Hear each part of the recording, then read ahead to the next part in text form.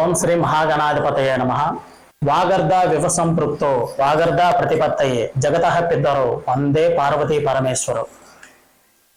జగత్ మాతాపితలైనటువంటి పార్వతీ పరమేశ్వరులకు ప్రణమిల్లుతూ వినుకొండలో కొలువై ఉన్న శ్రీ జ్యేష్ఠలక్ష్మి సమేత శ్రీ శనేశ్వర స్వామి వారి దివ్య పాదార విందములకు మరొకసారి ప్రణమిల్లుతూ ఈ వారం అనగా 28/9/2022 ఆదివారం నుండి 4/10 అనగా అక్టోబర్ 2025 శనివారం వరకు ఉన్నటువంటి వార ఫలితాల గురించి తెలుసుకుందాం. ముందుగా ద్వాదశ రాశులలో మొదటి రాశి అయినటువంటి మేషరాశికి, ఈ యొక్క మేషరాశికి మొత్తం కూడా ఈ వారం 4 గ్రహాల యోగకారకులుగా ఉన్నారు. వారు శుక్రుడు 5వ స్థానం నుండి, సూర్యుడు 6వ స్థానం నుండి, బుధుడు 6వ స్థానం, రాహు 11 లాభస్థానం నుండి యోగిస్తూ ఉన్నారు. ముఖ్యంగా సూర్యుడు 6వ స్థానంలో ఉండడం వల్ల ఈ ఉద్యోగస్తులకు ఆఫీస్ వ్యవహారాల్లో చాలా అనుకూలంగా ఉంటుంది. ప్రమోషన్లు వచ్చే అవకాశం కూడా ఎక్కువగా ఉంటుంది.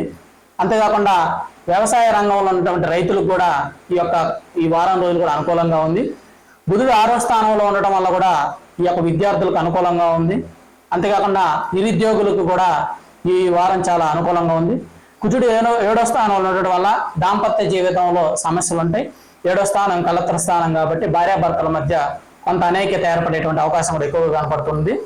అంతేకాకుండా రాహు 11 లాభస్థానంలో ఉండటం వల్ల అధిక లాభాలు ఉంటాయి. పెట్టుబడులు పెట్టినటువంటి వారికి కూడా, షేర్ మార్కెట్ వ్యాపారస్తులు కూడా, షేర్లు పెట్టినటువంటి వాళ్ళు మరియు ఇతర వ్యాపార రంగాల్లో పెట్టుబడులు పెట్టినటువంటి వాళ్ళు, రియల్ ఎస్టేట్ రంగాల వాళ్ళకు కూడా అధిక లాభాలు కనపడేటువంటి అవకాశాలు ఎక్కువగా కనపడుతున్నాయి. ఈ యొక్క మేషరాశి వాళ్ళు పఠించాల్సినటువంటి స్తోత్రం ఏంటంటే శనిమూల మంత్రం, అంటే ఓం శం శనేశ్వరాయ నమః అనేటువంటి యొక్క మంత్రాన్ని వీరు జపం చేస్తూ ఉండాలి. వీరు సందర్శించవలసినటువంటి ఆలయం శని దేవాలయాన్ని సందర్శించాలి.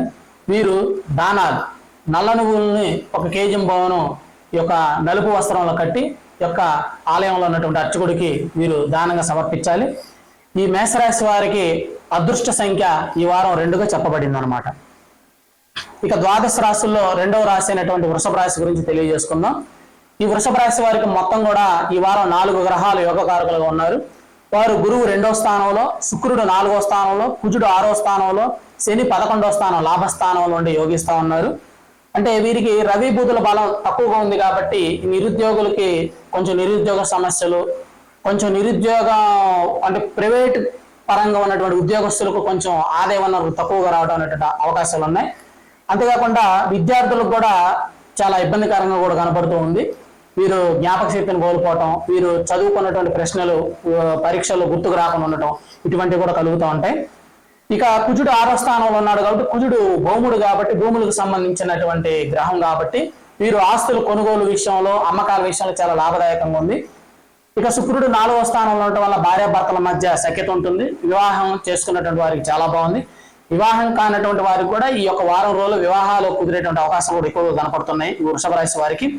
అయితే సూర్యుడు బలం తక్కువగా ఉంది కాబట్టి ఈ వారం ఈ యొక్క వృషభ రాశి వారు పఠించవలసినటువంటి స్తోత్రం సూర్య మంత్రాల్ని పఠించాలి. అంటే జపాకుసుమ సంకాశం కాశ్యపేయం మహాద్యుతం తమోరిన్ సర్వపాపగ్నం ప్రణతోషం దివాకరం అనేటువంటి యొక్క మంత్రాన్ని వీరు జపం చేయాలి.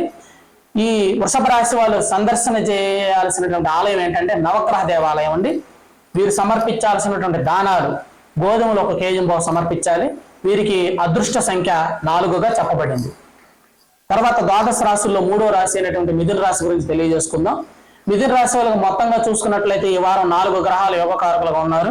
వారు గురువు 1వ స్థానంలో నుండి, శుక్రుడు 3వ స్థానంలో, బుధుడు 4వ స్థానంలో, చంద్రుడు 7వ స్థానం నుండి యోగకారకులుగా ఉన్నారు. శుక్రుడు 3వ స్థానంలో ఉండటం వల్ల అన్నదమ్ముల దగ్గర నుండి ఎంతో సపోర్టు అనేటువంటివి ఉంటుంది. అంతేకాకుండా సోదరుమణులు కూడా ప్రేమానురాగాలు పెరిగేటువంటి అవకాశాలు కూడా ఎక్కువగా కనపడుతున్నాయి.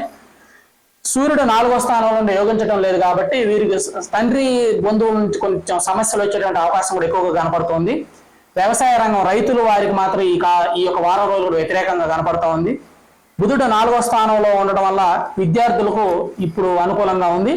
కుటుంబం అంటే ఇంటి స్థానంలో సఖ్యత కనపడుతూ ఉంది. వ్యాపారంలో అధిక లాభాలు వచ్చేటువంటి అవకాశం కూడా ఎక్కువగా కనపడుతున్నాయి. కుజుడు 5వ స్థానంలో ఉండటం వల్ల మగ సంతానం వలన సమస్యలు తల్లిదండ్రులకు ఉండేటువంటి అవకాశం కూడా కనపడుతూ ఉన్నాయి.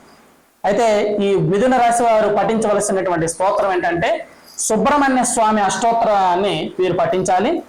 ఈ యొక్క మిథున రాశి వాళ్ళు సందర్శించాల్సినటువంటి ఆలయం ఏంటంటే సుబ్రహ్మణ్య స్వామి ఉన్నటువంటి ఆలయాన్ని సందర్శించుకోవాలి.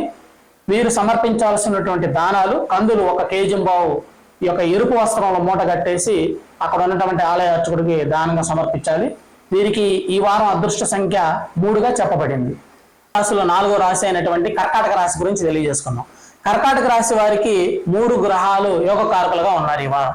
అంటే 3 గ్రహాలు కలిసిబాటుగా ఉన్నాయన్నమాట. శుక్రుడు 2వ స్థానంలో ఉన్నాడు, సూర్యుడు 3వ స్థానంలో ఉన్నాడు, చంద్రుడు 6వ స్థానం నుండి యోగాలను కలిగిస్తూ ఉన్నారు. అంటే సూర్యుని యొక్క యోగం ఉండటం వల్ల రాజకీయ నాయకులకి ఈ వారం చాలా బాగుంది. అంటే పితృ ఆర్జితం మరియు తల్లిదండ్రులకి అంటే తండ్రికి సంబంధించినటువంటి ఆస్తులు కోర్టులో ఉంటే వాటి యొక్క పరిష్కారాలు కూడా జరిగేటువంటి అవకాశం కనపడతా ఉంది. అంతేకాకుండా ప్రమోషన్లు వచ్చేటువంటి అవకాశం కూడా ఎక్కువగా కనపడుతుంది. అంతేకాకుండా బుధుడు 3వ స్థానంలో ఉన్నాడు కాబట్టి వ్యతిరేకంగా ఉన్నాడు కాబట్టి వీరికి కొంచెం వ్యాపారంలో కొంచెం లాభాలు అనేటువంటి కొంచెం ఇబ్బందిగా కనపడుతూ ఉంది. వీరికి కుజుడు 4వ స్థానంలో ఉన్నాడు కాబట్టి అది దోషంగా పరిగణించబడింది. అంటే అర్ధాష్టం కుజ దోషంగా పరిగణించబడుతుంది. కాబట్టి వీళ్ళు ఈ వారం కొంచెం అప్పులు అయ్యేటువంటి అవకాశం కూడా కనపడతా ఉంది. శుక్రుడు 2వ స్థానంలో ఉండటం వల్ల ధనవృద్ధి కలుగుతుంది.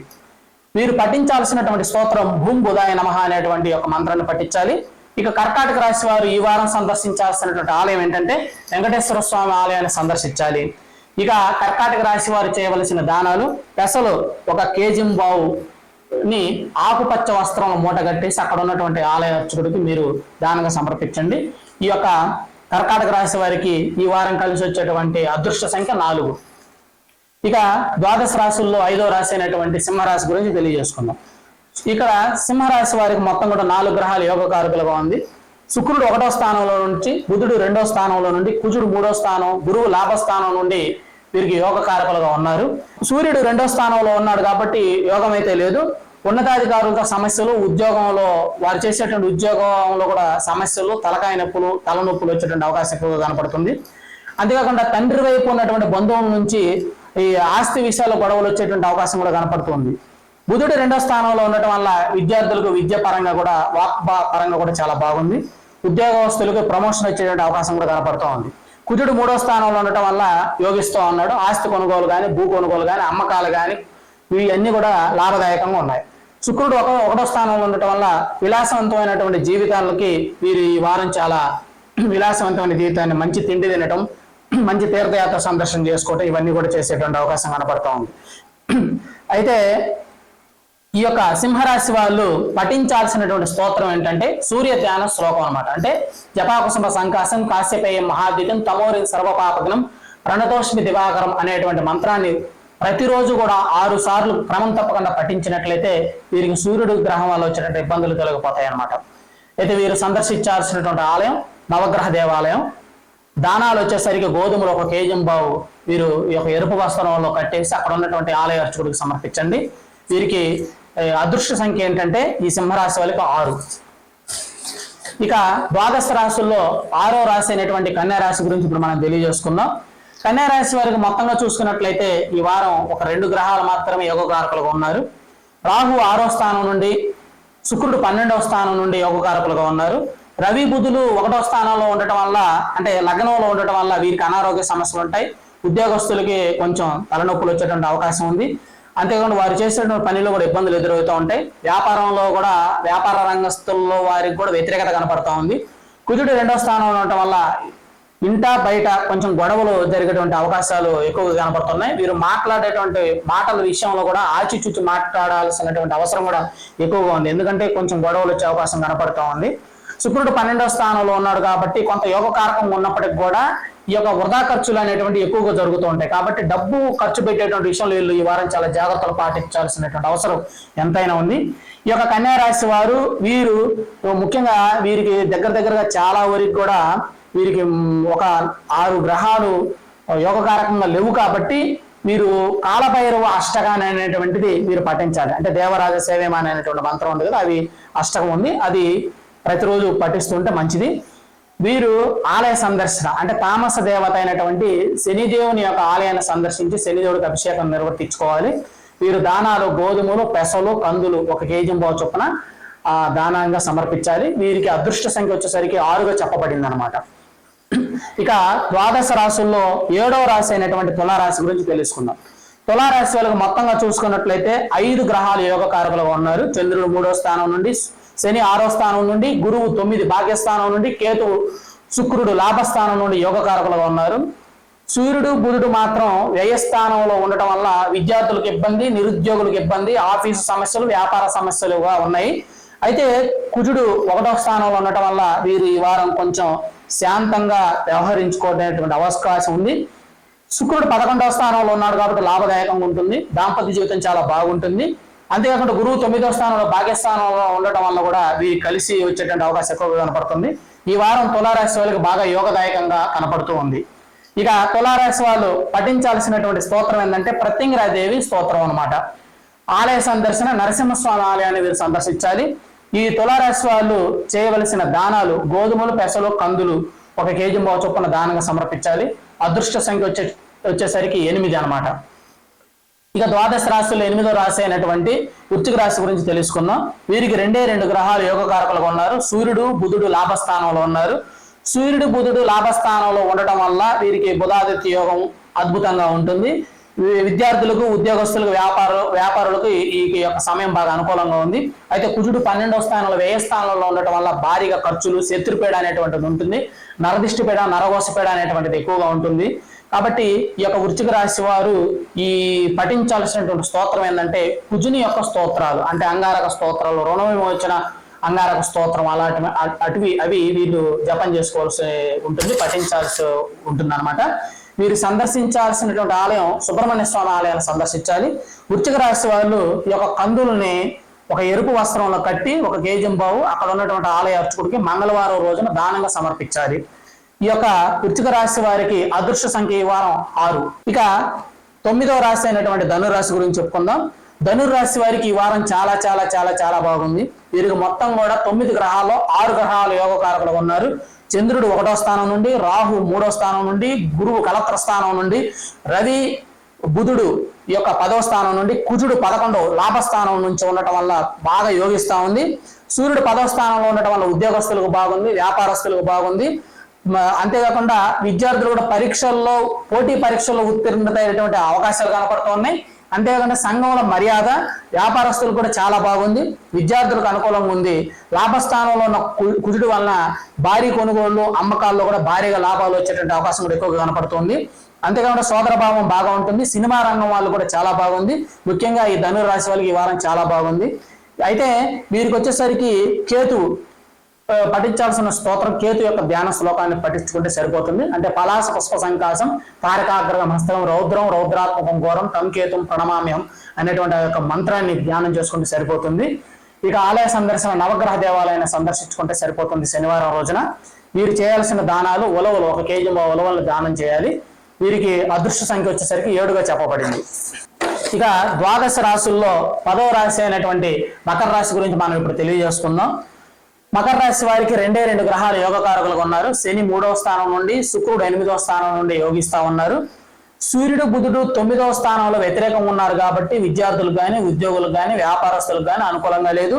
కొత్తగా పెట్టుబడులు ఎవరు కూడా పెట్టవద్దు. పెట్టారంటే మాత్రం చాలా వృధా ప్రయాసం జరుగుతుంది. శుక్రుడు 8వ స్థానంలో ఉన్నాడు కాబట్టి ఆకస్మికంగా ధనలాభం వచ్చేటటువంటి అవకాశం కనపడుతుంది. స్త్రీ సౌఖ్యం బాగా ఉంటుంది.